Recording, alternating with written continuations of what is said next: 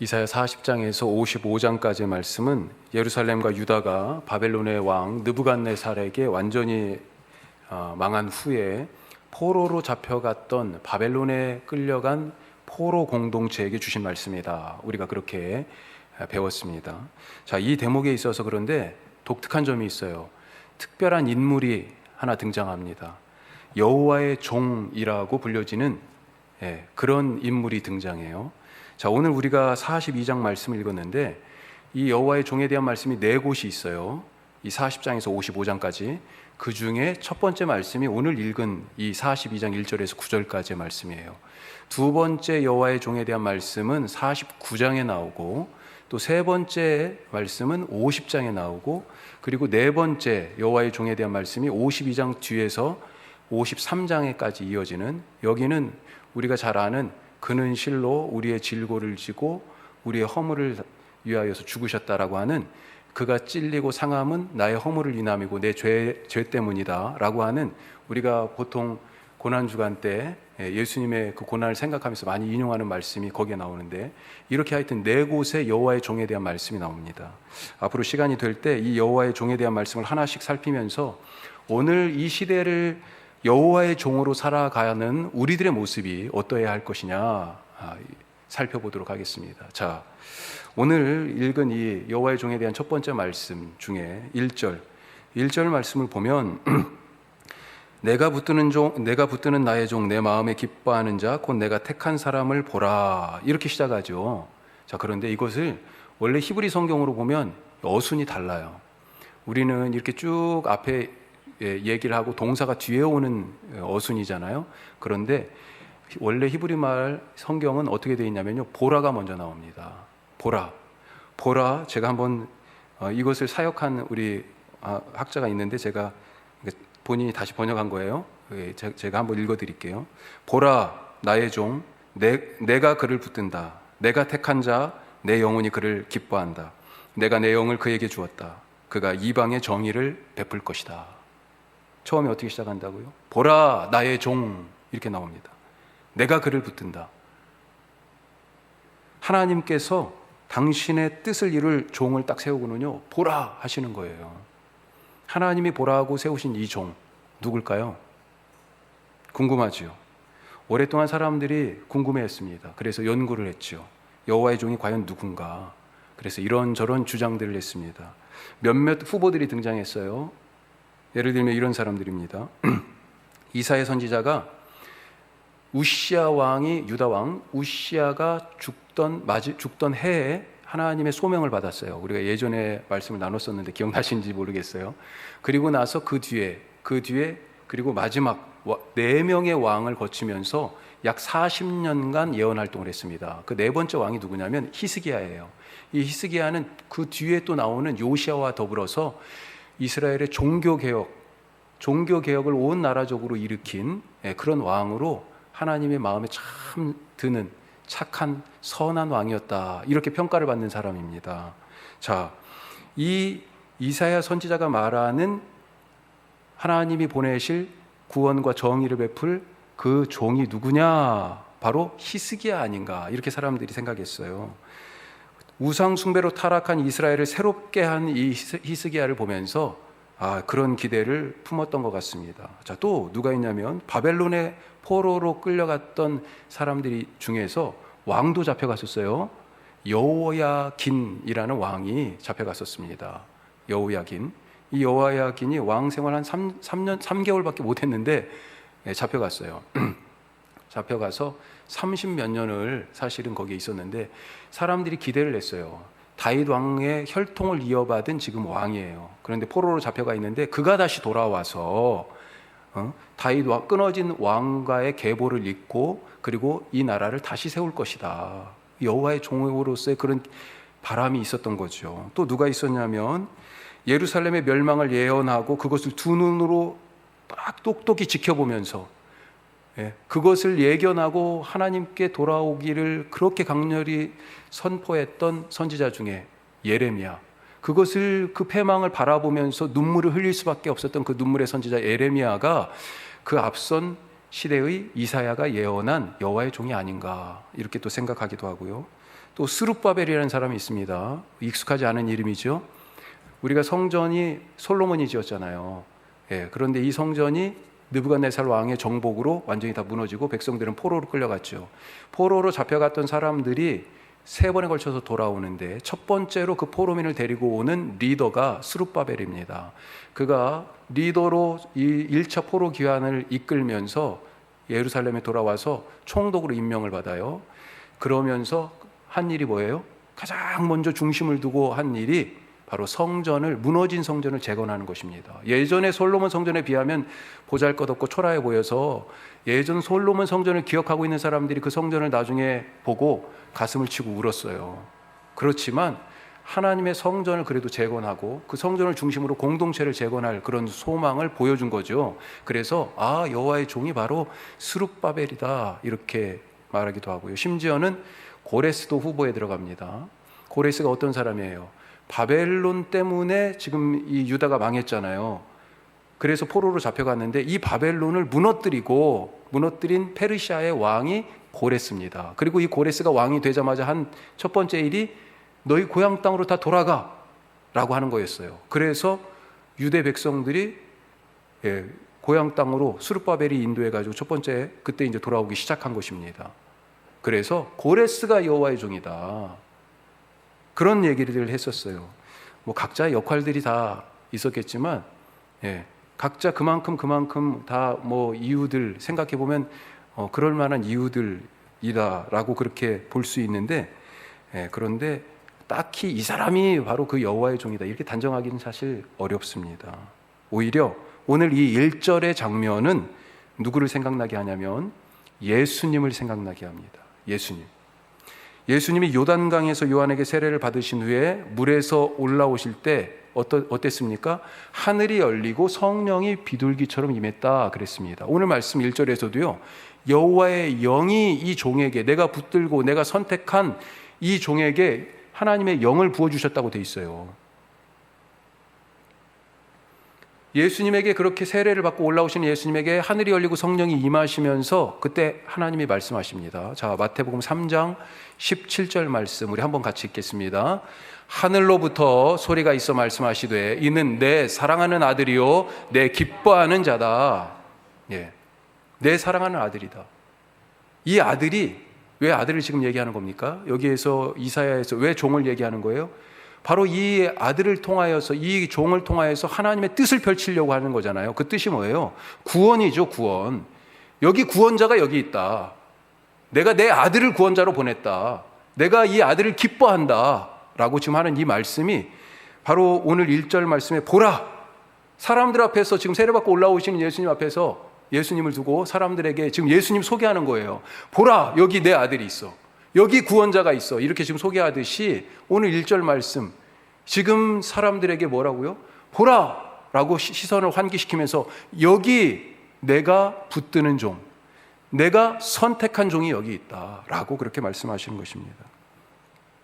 자, 그런데 이 하나님의 선언 때문에 예수님이 하나님의 아들이 되고 구원자가 되시는 것입니까? 어때요? 예수님이 하나님의 아들이 되고 구원자가 되시는 것은 하나님의 말씀에 걸맞게 사셨기 때문입니다. 구원의 말씀을 선포하셨고 그 구원을 위해서 십자가를 지심으로 하나님의 아들이 되신 거예요. 오늘 2절에서 4절 말씀 이것은 모두 다 딱 예수님에게 딱 들어맞는 말씀이에요. 보니까 자 2절 한번 다시 읽어보죠. 2절입니다. 그는 외치지 아니하며 목소리를 높이지 아니하며 그 소리를 거리에 들리게 하지 아니하며 소문을 듣고 뭔가를 기대하고 예수님에게 몰려온 예수님을 따라다니는 많은 사람들이 있었습니다. 뭘 바라고 왔습니까? 누구는 고쳐주심을 바라고 왔어요. 소문이 났잖아요. 저 사람이 어떻게 걷고 있어? 아니 그 병이 어떻게 나았어? 소문을 들었습니다. 또 자기가 경험한 사람들이 어때요? 가서 한 10사람씩 데려오는 거죠. 10사람이겠어요? 온 동네를 다 끌고 오죠 뭐. 갈릴리 여기저기에서 아주 그냥 사람들이 이 동네 저 동네 할 것 없이 다 예수님에게 몰려든 거죠. 뭔가를 기대했어요. 고쳐주심을 바라고 왔고요. 또 어떤 사람들은 떡을 먹었잖아요. 먹여주심을 바라고 왔습니다. 옛날이나 지금이나 먹는 문제가 얼마나 심각해요. 우리가 직장에 왜 다니십니까? 먹는 것 때문에요? 그러면 좀 비참한데. 하여튼 1순위가 뭐예요? 그래도 살아가는데 우선 먹어야 사는 거잖아요. 지금 이렇게 열심히 시위하고 있는데 바깥에서 이게 다 사실 먹고 사는 문제잖아요. 왜 정직원으로 받아들이기를 어렵다, 직고용하기 어렵다. 사실은 회사는 우리는 괜찮다라고 얘기하는 부분도 있는 것 같아요. 예, 뭐 뒤로 숨는 건지 모르겠지만. 그런데 이미 자리를 차지하고 있는 우리 정규직 직원들이 우리 밥그릇 뺏기는 거 아니야? 이런 지금 얘기를 한다고 지금 그러는 거잖아요. 뭐 지금 제가 논쟁을 하자는 게 아닙니다.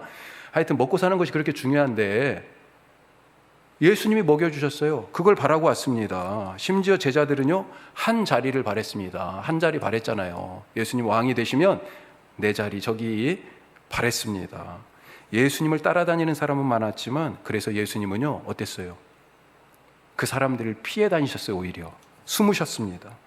이들을 세력화해가지고 목소리를 더 크게 하려고 하지 않으셨습니다. 오히려 사람들을 따돌리고 몰래 다른 장소로 이동하시기도 하셨고요. 그래서 한밤에 갈릴리 이쪽에 있다가 저쪽으로 그냥 그 다음날 사라지셨잖아요. 그러기도 하셨고, 500여의 떡을 먹은 사람들이 예수님을 임금 삼으려 했다. 요한복음 6장 15절에 나오는데 예수님을 임금 삼으려 했다 이러니까요, 예수님이 산으로 피했다 그렇게 되어 있습니다.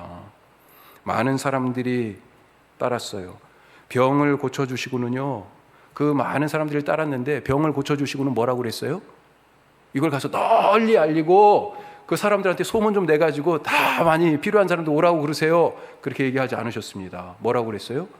조용히 얘기하지 마세요. 다른 사람들한테 얘기하지 마세요. 비밀을 유지하라고 그렇게 요구하셨어요. 많은 사람들이 예수님을 따랐지만 그 사람들을 통해서 그 사람들을 조직하고 또 세력화해가지고 예수님이 내 사업을, 이 구원의 사역을 그렇게 펼쳐야지, 이 예수님이 그런 방식으로 구원의 일을 하신 게 아니었다는 것입니다. 오늘 2절 말씀이 바로 그런 거잖아요. 외치지 아니하고 목소리를 높이지 아니하고 거리에 소리를 들리게 하지도 않았어요. 예수님이 하나님의 아들이 되신 것은 그렇게 요란법석을 떨면서 떠들썩하게 말했기 때문에 그런 것이 아니고요, 하나님의 말씀대로 사셨기 때문이다 하는 것입니다. 하나님의 뜻을 온전히 신뢰하고 순종하여서 십자가에 죽기까지 자기를 들이시는 그 삶 때문에 결국은 하나님의 아들이 되신 거예요. 십자가에서 죽으셨지만 어떻게 하셨어요? 하나님이, 여기가 더 결정적인 거예요. 하나님이 그를 죽음에서 살리신 거예요. 그것이 바로 세례의 물에서 나올 때, 세례의 물이 뭡니까? 죽음이잖아요. 그 죽음에서 나왔을 때 성령이 비둘기처럼 임하며 하나님이 내 아들이다 라고 말씀하신 그 사건이 십자가의 죽음의 그 무덤을 열고 다시 새 생명으로 부활하게 하신 그 장면이 바로 하나님의 아들이 되시는 장면인 거예요. 거기 죽기까지 어떻게 하신 거예요? 말씀대로 목숨을 내걸고 사신 거잖아요. 마찬가지로 여호와의 종도 아까 말씀드렸지만 여러 후보들이 있었잖아요. 누가 여호와의 종일까? 누가 여호와의 종이냐의 문제가 아니고요, 그가 과연 하나님의 말씀대로 살고 있느냐, 그가 어떤 일을 하고 있느냐, 그게 중요하다는 것입니다. 이력서가 중요한 게 아니고요, 그가 거기에서 어떻게 일을 했느냐, 그게 중요하다는 거예요. 이력서를 보니까 어느 회사, 어떤 학위 다 갖고 있는데요, 그런데 알고 보니까 이게 다 뭐예요? 이력서 한 장으로 우리가 사람을 알 수 있습니까? 하나님 앞에 가가지고 나 어느 교회 장로였습니다, 어느 교회 목사였습니다, 어느 교회 집사였습니다, 이력서를 내놓을 거예요? 어떻게 그 직분을 감당했느냐, 그게 중요한 게 아니겠어요? 어떻게 여호와의 종으로 살았고 여호와의 종으로 무슨 일을 했느냐, 그게 중요하다는 것입니다. 자, 1절 시작이 뭐라고요? 보라라고 하는 말이에요. 사실은 보라, 내가 붙들고 내가 택하고 기뻐하는 종이 여기 있다. 자, 누구에게 보라는 것입니까? 포로된 백성들에게 지금 주신 말씀이잖아요. 포로된 사람들에게 보라고 말씀하시는 것입니다. 이들이 보라 그랬을 때 딱 쳐다보고, 이 종을 쳐다보고요, 무엇을 기대했을까요? 무엇을 바랄까요? 포로에서의 해방이지요. 집에 가는 것입니다. 그게 바로 이들에게 구원이죠. 내가 너희를 지금 구원하겠다, 구하게, 그 말씀이 무슨 말씀이에요? 이 포로들에게는요, 너희들을 이 이방 땅에서, 포로된 땅에서 건져서 수천 킬로 떨어져 있는 너희의 고향 예루살렘으로 되돌려 가겠다, 되돌려 놓겠다. 내가 그 일을 위하여 광야에 길을 내고 사막에 강을 내겠다 말씀하신 거잖아요. 내가 앞서가고 너희들을 같이 데리고 가겠다. 그 길이 무슨 길이에요? 여호와의 대로, 여호와의 길, 하나님이 가시는 길이잖아요. 내가 데리고 가겠다고. 그 구원이 보라라고 하면서 세우신 이 종을 향하여서 지금 이 사람들에게 말씀할 때 그 사람들이 뭘 기대하면서 봐요? 아, 집에 갈 수 있겠구나. 이 종에게 그런 기대를 거는 거죠. 지금 세상 사람들에게 똑같이 하나님이 이 교회를, 우리 교회를 딱 세워놓으시고요. 예? 우리가 지금 4층이나 이렇게 높이 있는 거 아니에요. 딱 세워놓으시고 보라 말씀하고 계시는 것입니다. 이 사람들이 무슨 기대를 가지고 지금 교회를 쳐다보겠어요? 우리가 여호와의 종인데 무슨 기대를 가지고 교회를 바라보겠냐 하는 것입니다.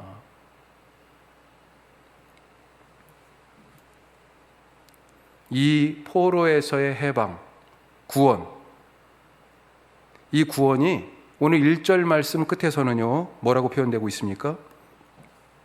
내가 나의 영을 그에게 주었은즉, 뭐라고 돼 있어요? 같이 읽어요. 그가 이방의 정의를 베풀리라. 아멘. 이방의 정의를 베푼다라고 그렇게 표현되어 있습니다. 구원을. 여기에서 이 정의는 공평, 이렇게도 번역되는 그런 말인데, 쉽게 말하면 하나님의 통치가 골고루, 하나님의 통치가 실현되어서 모든 세상이 골고루 조화를 이룬다라고 하는 것입니다. 지금 세상이 어떻습니까? 높고 낮음이 있잖아요. 예? 하염없이 높고요, 하염없이 낮아요. 에베레스트 산처럼 높고 태평양의 마리아 해구처럼 그렇게 사람들 사는 게 천지 차이입니다. 많고 적음이 있어요. 크고 작음이 있고, 누구는 잘났다 못났다. 사람들을 어떻게 평가해요?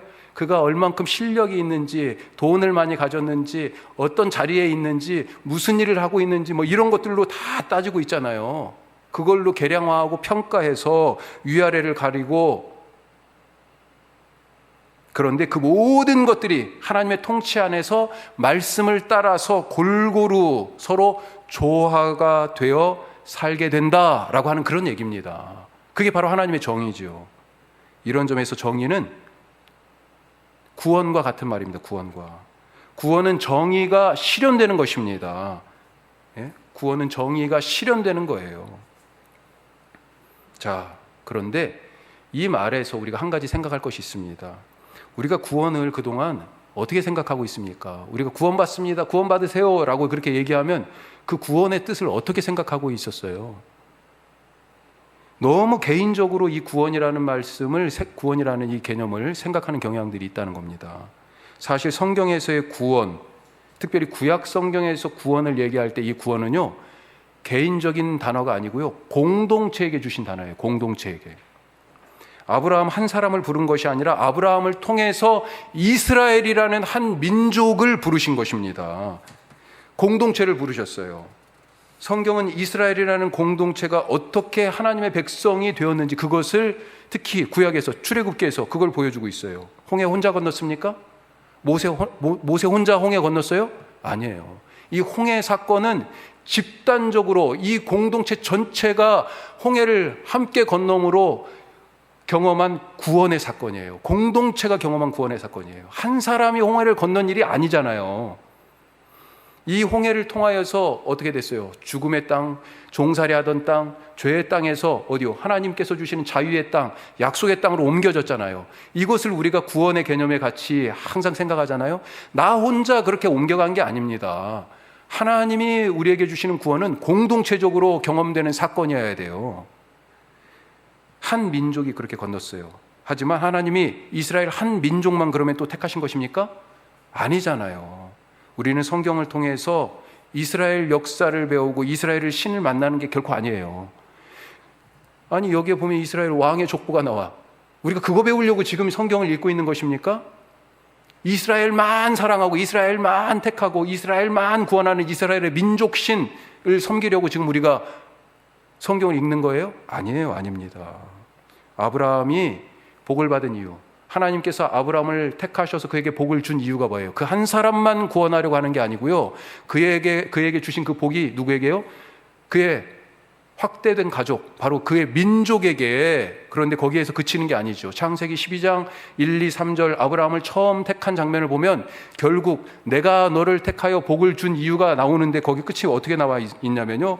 내가 너를 택한 것은 땅의 모든 족속이 너로 말미암아 복을 얻을 것이다. 이런 말씀으로 끝나요. 땅의 모든 족속이 너를 통하여 복을 얻을 것이다. 이 복이 뭡니까? 바로 하나님이 다스리시는, 하나님이 통치하시는, 하나님 아래에 살아가는 그런 구원의 복이죠.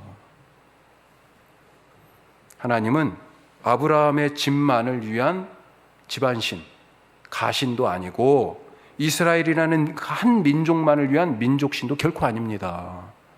오늘 말씀에 구원과 정의를 베푼다. 자, 1절 끝에 정의를 베푼다 그렇게 돼 있어요. 구원을 베푼다는 말이에요. 자, 그런데 어디에 이 정의를 베푼다고 돼 있어요? 이방에, 거기 이방에 동그라미 치셔야 돼요. 사실은 정의도 아주 중요한 말이지만 이방에 정의를 베푼다 그렇게 돼 있습니다. 온 세상에 구원을 베푸시겠다는 거예요. 이 종을 통하여서 포로된 백성이 놓여져요. 이건 뭐예요? 나 혼자 그냥 집에 가는 일이 아니에요. 아직도 진짜 집 떠난 사람들이, 세상에 포로된 사람들이 너무나 많이 있다는 것입니다. 우리가 지금 코로나 때문에 2년간 포로되고 있잖아요. 이거 금방 끝날 줄 알았죠. 백신 맞으면 그래도 이제 좀 될 거야 기대했는데요.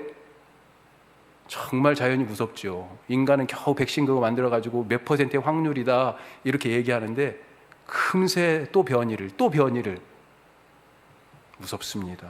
무서워요. 그렇게 포로된 그것뿐이에요. 정말로 삶의 다양한 감옥에 갇힌 사람들이 너무나 많이 있지 않습니까? 나 혼자 그냥 고향 땅에 가고 집에 돌아가는 게 아니고, 포로에서 해방되는 것이 아니고, 그 모든 갇힘 가운데 있는 사람들을 나를 해방하심으로 그들을 해방하시겠다, 구원하시겠다. 그게 바로 여호와의 종을 통하여 하나님이 하시는 일 아니겠습니까? 신앙생활을 나 혼자 구원받는 것으로 이해하고 거기서 그치면 그건 반쪽짜리도 아니에요. 반에 반쪽짜리 신앙생활입니다. 신앙생활을 내 몸의 건강이나 내 경제적인 부족함 없는 풍요함, 내가 하는 사업의 번창함, 내 자식들이 좋은 학교, 좋은 직장, 좋은 결혼, 이런 것을 위한 도구로 신앙을 만약에 생각하고 있다고 그러면, 내 기도 제목이 이런 것들로만 가득 채워져 있다고 그런다면 이거 심각한 것입니다. 아주 심각한 거예요. 바리새인들처럼 그 신앙이 얼마나 자부했어요. 바리새인들이 자기들이 신앙 좋다고 얼마나 자부했어요. 얼마나 경건하다고 그렇게 자부심이 넘쳤습니까?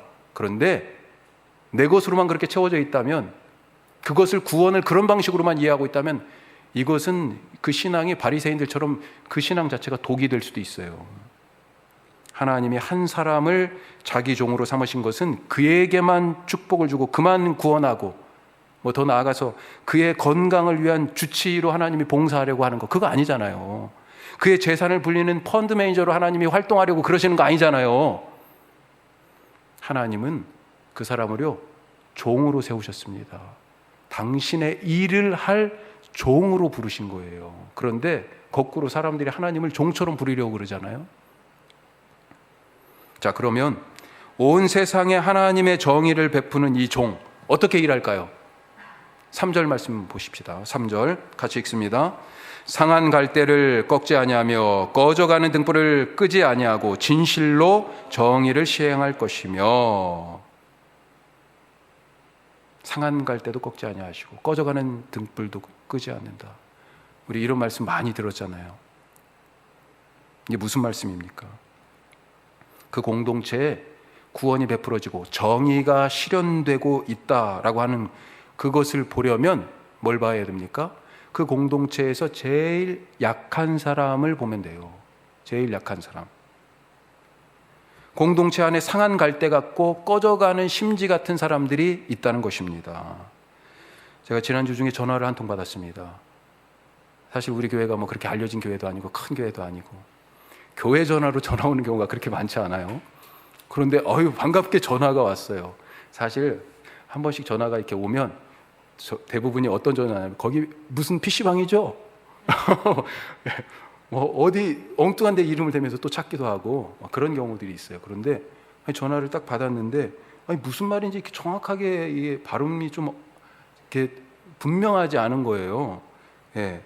그래서 그리고 또 이렇게 너무 말씀하시는 게 좀 힘이 없고 그런 것 같아가지고 누가 아픈 분이신가. 그런데 이게 무슨 말인지 제가 말을 알아들어야 말을 하죠. 계속 무슨 말씀이냐고 다시 한번 말씀해 달라고 그렇게 얘기를 하다가 우여곡절 끝에 이분이 외국인 노동자이시더라고요. 그분이 한 얘기가 사실은 뭐였냐면 첫 마디가 한국어 배우고 싶어요 했어요. 한국어 배우고 싶어요. 이게 무슨 말인가 저는 그랬어요. 그래서 아니 우리 교회가 무슨 한국어 가르쳐주는 프로그램이 있는 것도 아닌데 왜 갑자기 여기 전화를 하셔가지고 한국어 배우고 싶어요 라고 얘기를 했을까.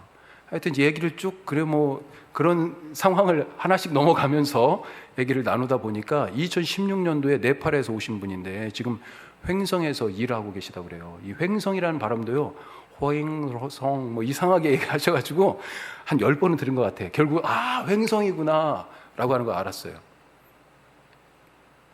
지금 오신 지가 좀 됐는데도 불구하고 한국말이 많이 잘 안 되시더라고요. 한국어를 배우고 싶다고 전화를 주신 거예요. 그래서 우리 교회는 한국어를 가르쳐주는 그런 프로그램은 없다. 그런데 이렇게 전화를 어떻게 알고 하셨냐 그랬더니 누군가가 이 번호를 알려주면서 여기로 전화하면 한국어를 배울 수 있다고 그랬다는 거예요. 주여, 우리 한국어 프로그램을 열어야 되는 건가요? 네. 그래서 우리가 그런 프로그램이 없지만 전화하셨으니까 알았다. 내가 알아봐 주겠다. 한번 찾아가지고 한국어를 배울 수 있는 데를 알아보겠다고 그랬습니다. 그래서 전화를 끊고 검색을 시작했죠.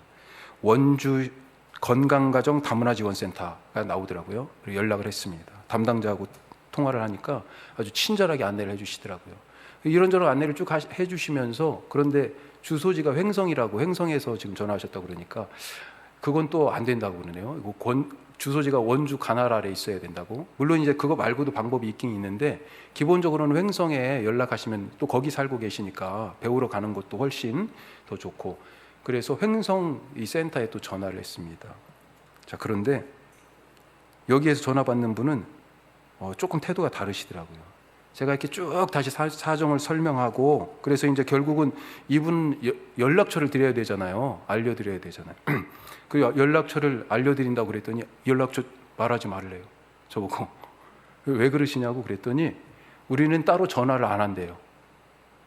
그리고 그분이 전화를 하셔야 된대. 그래서 말도 사실은 쉽지는 않은데 그렇다고 이렇게 제가 이 정도 알아듣고 지금 이렇게 말씀드리는 거니까 말씀을 하시면 전화를 해보면 상황을 좀 아실 거라고.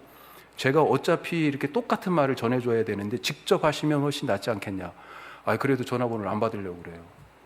하여튼 그래도 계속 말씀드려서 결국은 전화번호를 넘겼습니다. 드렸어요. 그래도 안심이 안 되잖아요. 전화 안 할 것 같은 생각이 드는 거죠. 그래서 그분한테 전화를 했어요. 네, 안 받아요. 그분도 아마 일하고 계셨는지 낮 시간이었는데 그래서 그 사정을 쭉 문자로 적어가지고 우선 보내드렸어요. 제가 아직 추후 조치를 아직 못 들었는데 이 일을 이렇게 지나가면서 같은 일이라도 어떤 모습으로 하느냐에 따라 참 다르구나 하는 생각을 하게 됐어요. 우리가 영업하시는 분들 한번 생각해 보면 어때요? 어떻게든지 한 사람이라도 어떻게 더 소개를 받으려고 전화번호를 그냥 어떻게든 더 얻어내려고 그래서 그걸 받으면 어때요? 먼저 연락하고 또 한 번 자기 제품 상품을 또 계약하기 위하여 소개하고 처음에 다 결정하는 사람이 없잖아요. 또 전화하고 그거 계속해서 어떻게 보면 정말로 민망할 정도로까지 그렇게 연락을 하고 설득을 하지 않습니까? 이 센터에 무슨 속사정이 있는지 모르겠지만 만약에 수강생 한 사람을 유치할 때마다 그 직원에게 어떤 금전적인 인센티브나 아니면 어떤 승진에 있어서 어떤 포인트가 쌓인다 이런 것들이 있었다고 그러면 과연 이렇게 전화번호 안 주셔도 돼요. 전화번호 안 받으려고 이렇게 비협조적이었을까 그런 생각이 들었습니다. 한국어를 배우고 싶다고 처음에 알아듣지도 못하는 그런 소리로 얘기했던 그분의 목소리가 가냘프고 상해서 조금만 세게 불면 꺾일 것 같은 오늘 말씀에 나오는 그 상한 갈대, 꺼져가는 다 타들어가는 그런 심지의 등불과 같이 느껴졌다 하는 것입니다. 지금 3주째 이 앞에서 3차로 지금 건보 콜센터 노동자들이 집회하고, 지난 금요일 날은 그러지 않았으면 좀 좋았다, 그런 생각이 참 많이 들었는데 상황이 엄중하잖아요, 지금 코로나 때문에. 그런데 하여튼 이 노동자들이 지금 여기에서 그러면서 화장실 갈 데가 없어서, 전에도 말씀드렸지만 대부분이 여자분들이신데, 그래서 우리 교회까지 올라오게 된 거죠. 문을 잠그지 않았습니다. 그냥 있는 그대로, 지금까지 있던 그대로 그냥 놔둔 것 뿐이에요, 저는. 예. 얼마나 한 번씩 쓰면서 혹시라도 이렇게 마주치면 미안해하든지, 저도 그냥 모른 척하고 이렇게 가능하면 얼굴을 이렇게 안 마주치려고 애쓰기도 하고, 예. 너무 미안해할까 봐. 그분들이 그냥 상한 갈대같이 여겨졌기 때문입니다. 그런데 지금 화장실에 보면 제가 조그맣게 하나 써붙여놨습니다. 건물 내 입주자들이 코로나 감염에 대한 불안을 자꾸 호소해가지고 제가 더 이상 버틸 수가 없었어요. 그래가지고 더군다나 지금 상황도 좀 3단계까지 올라가고 그래서 무시할 수 없어서 그런 요구들을 일과 시간에만 열겠다. 사실 그것도 다들 하고 지금 요구하고 있는데, 그래도 일과 시간은 저희가 있으니까 그 시간만 열겠다라고 그렇게 좀 써붙여놨어요.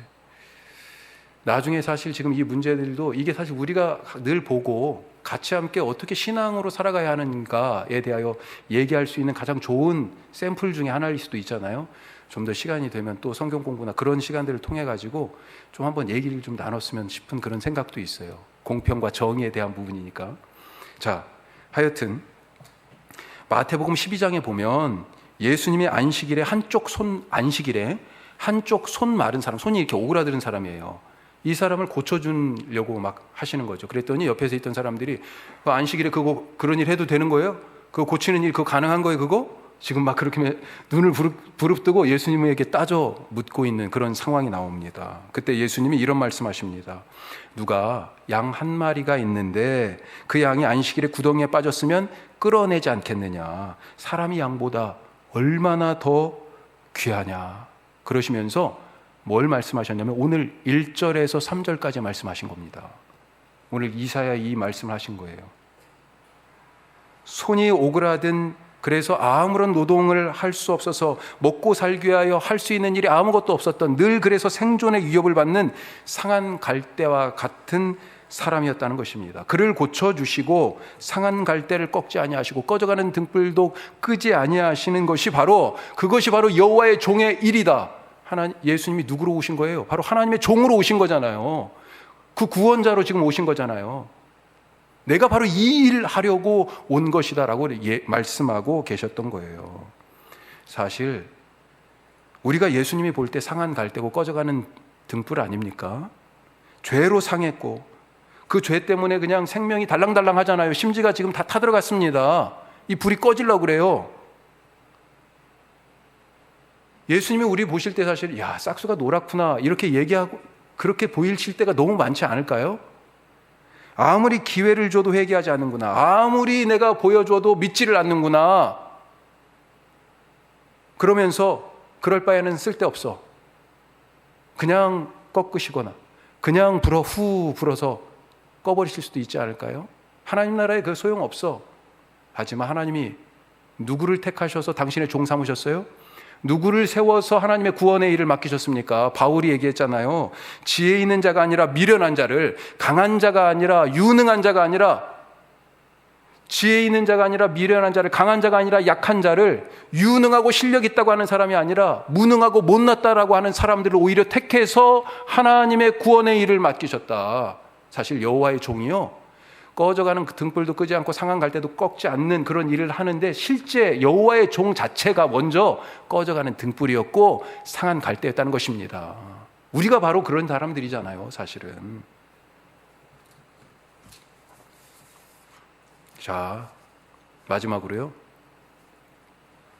이렇게 하나님께서 여호와의 종을 세우셔서 그 일을, 세상에 정의를 베풀 일을 맡겨주셨는데, 그렇게 구원을 가져오는 일이 쉽습니까? 금방 되는 일이에요? 사실은 실망의 연속이고 좌절할 일이 더 많죠. 4절 말씀 한번 보십시다.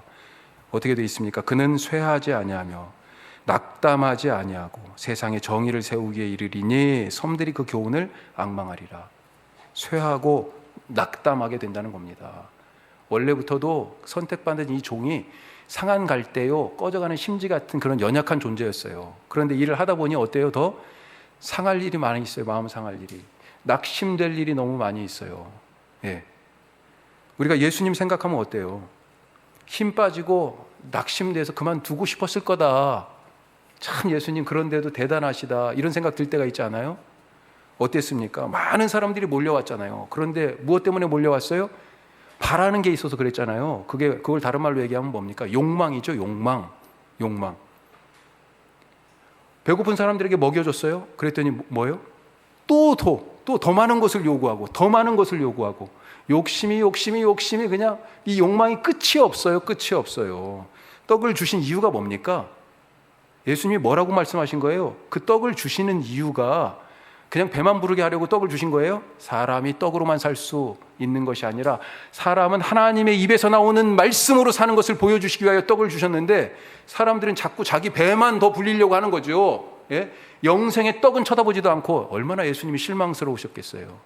이거 상심이 되는 얘기예요. 내가 지금 무슨 일 때문에 여기에서 이 사람들에게 떡을 나눠주는 거지? 그런 생각, 자괴감이 들지 않았을까요? 누구는 어땠습니까? 아예 적극적으로 반대하고 예수님을 막아섰습니다. 증오로 가득 차서 돌을 들고 예수님을 쳐 죽이려고 그랬어요. 그런 반대와 핍박 받으면서 내가 그냥 편하게 인생 살지, 그런 마음 안 들어요? 여호와의 종으로 산다는 것이 쉬운 일이 아닙니다. 가장 신뢰를 주고 가장 정성을 쏟아붓고 그렇게 3년간이나 함께 데리고 다니면서 먹고 자고 했던 제자들은 어땠습니까? 하나님 나라의 일을 이어받으라고 당신의 권세까지 다 주고 귀신도 쫓고 병도 고치는 권세도 주셨는데, 그런데 이 제자들 어땠어요? 예수님 배신하고 예수님을 팔아버렸습니다. 얼마나 낙심되고 상실이 되는 그런 상황입니까? 그런데 예수님이 이런 사람들의 욕망이나 돌을 던져 죽이려고 했던 반대나 핍박이나 가장 사랑했던 제자들의 배신, 이것에 낙심되어서 일을 그만두셨다면 우리에게 구원이 왔겠습니까? 우리가 그렇게 낙심될 때 하나님이 뭐라고 말씀하세요? 6절 보세요. 6절 같이 읽습니다. 나 여호와가 의로 너를 불렀은즉 내가 내 손을 잡아 너를 보호하며 너를 세워 백성의 언약과 이방의 빛이 되게 하리니. 아멘. 이렇게 낙심될 때 주님이 주신 말씀이에요. 우리가 우리 일을 하는 것이 아닙니다. 하나님이 당신의 일을 위해서 우리를 부르셨습니다. 그래서 그 일을 꼭 잘 할 수 있도록 우리의 손을 붙잡아 주시고 보호하시고, 어떤 상황에서도 우리를 딱 세우셔서 보라 하시면서 여기 바로 내 말씀이 이 공동체에 있다라고, 그들의 말을 들으라고, 하나님의 약속을 생각나게 하는 사람들로, 그들의 삶에 빛을 비추는 등불로 그렇게 세워주셨다라고 하는 것입니다. 그렇게 하나님의 정의를 이 상한 갈대와 꺼져가는 등불과 같은 자들에게 베푸는 구원의 열심인 하나님의 종들로 살아가시기를 주님의 이름으로 축복합니다. 기도하겠습니다.